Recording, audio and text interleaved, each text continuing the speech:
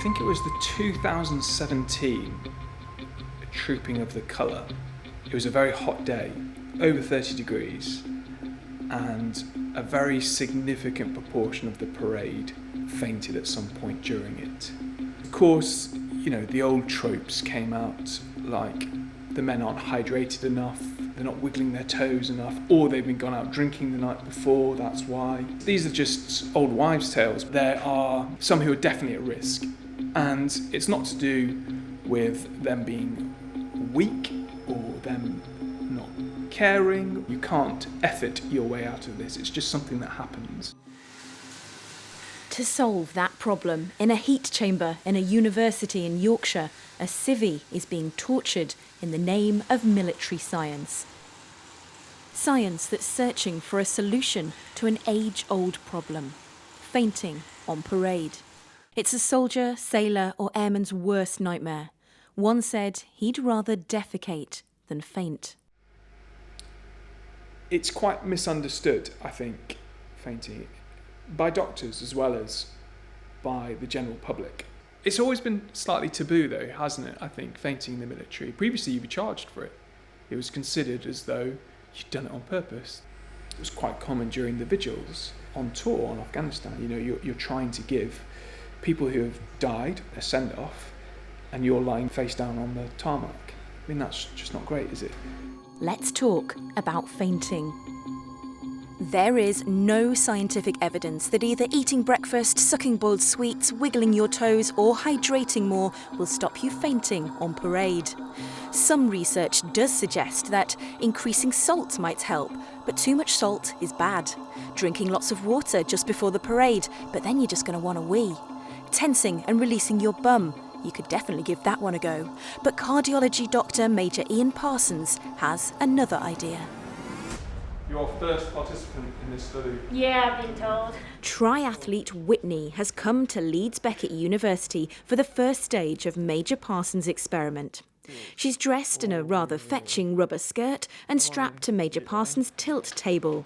By rotating her 60 degrees and sucking the air from around her legs, they can simulate standing on parade for ages without having to actually do it.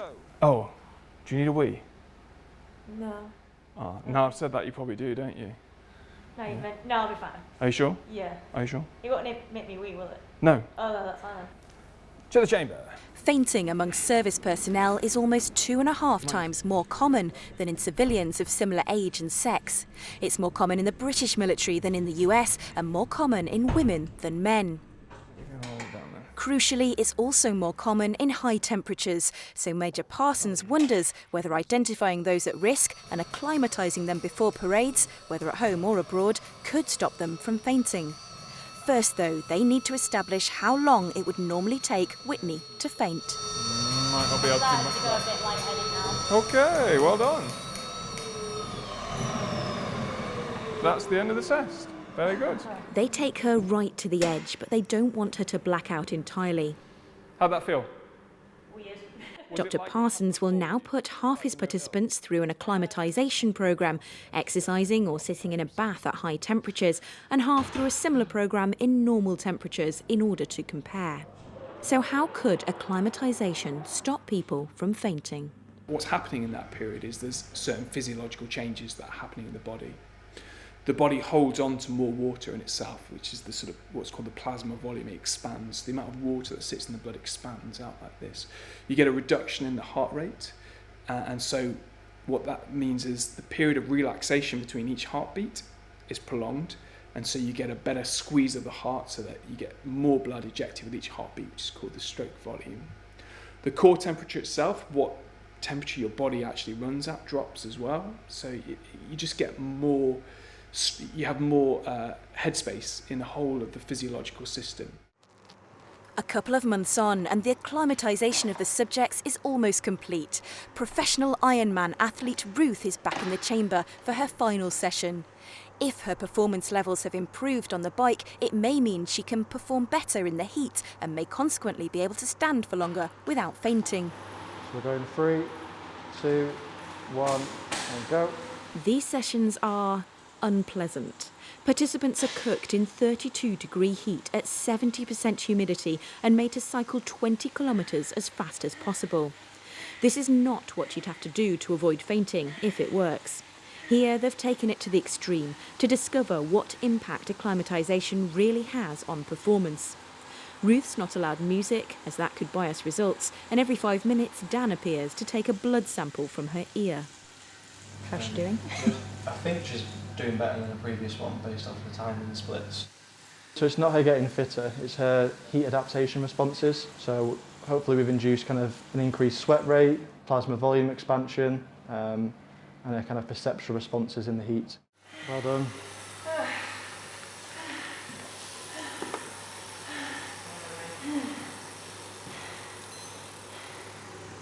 That looked absolutely horrific.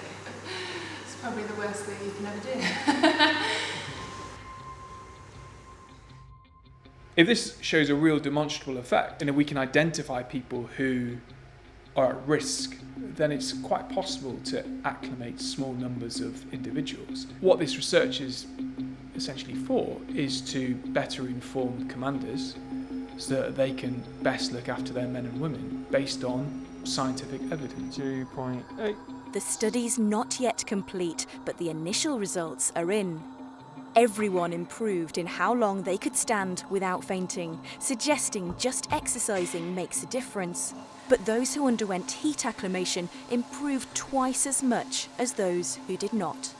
Perhaps this could put an end to the nightmare of fainting in the forces. Hannah King, Forces News, in Leeds. If you enjoyed this video, don't forget to like and subscribe to our channel.